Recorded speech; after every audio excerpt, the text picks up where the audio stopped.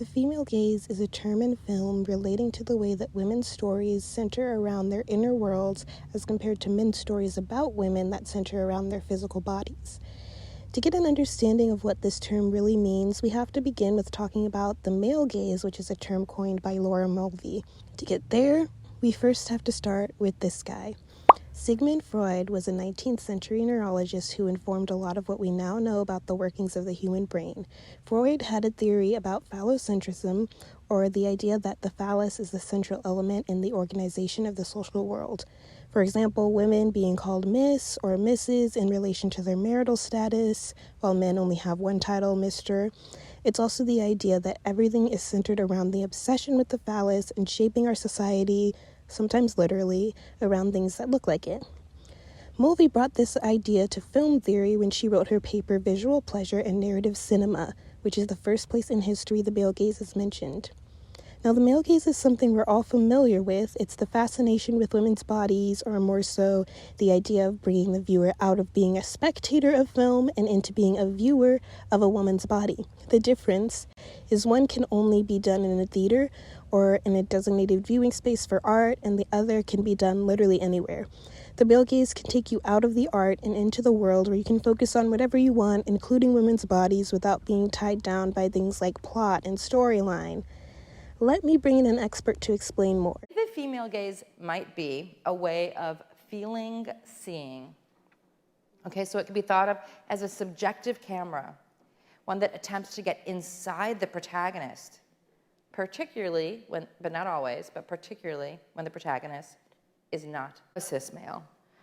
Now, the female gaze is not quite the opposite of the male gaze, as in, it's not women objectifying men's bodies, although you do see that from time to time. Instead, it's the gaze of the one who is being gazed at. It's the feeling of being in the character's body while they are being objectified and leered at, which is understandably a much less comfortable place to be. These are films that challenge us to go to a place we don't want to be. They do the job of taking us out of the real world and into the art, letting us watch the uncomfortable thing happen to someone else for a change and seeing how they deal with it.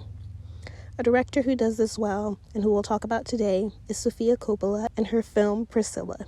Sofia Coppola describes Priscilla as kind of girl in this world that she didn't pick and finding her way.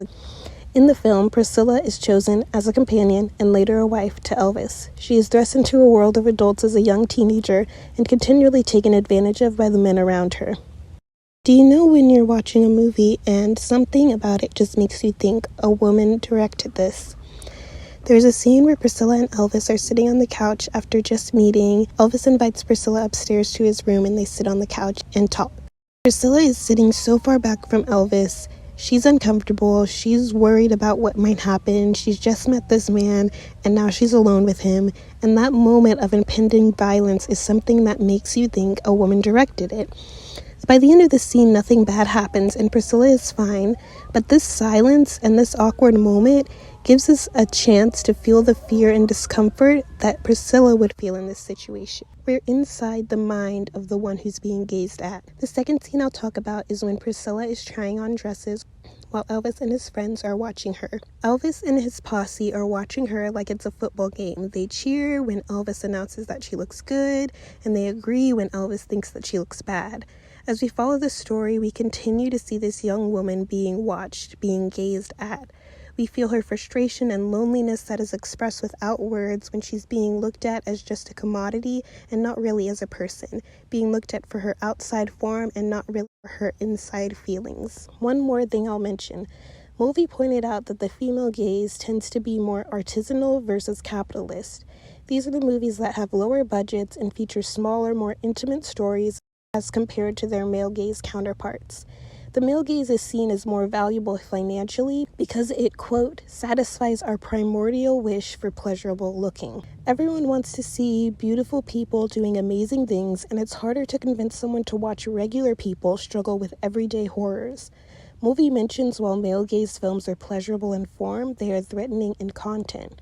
The material may draw in audiences, but how many of those audience members are feeling uncomfortable at the portrayal of women on the screen?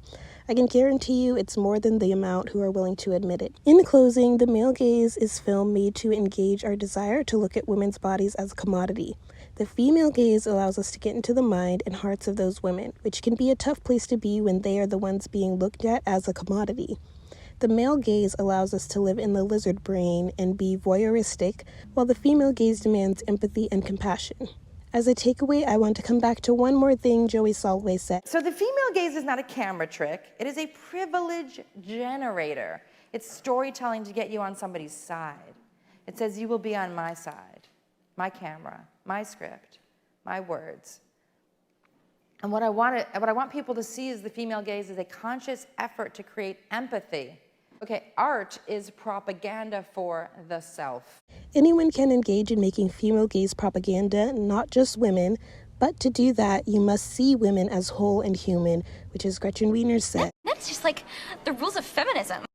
If you like this video, please consider liking and subscribing to hear more about feminist theory and film.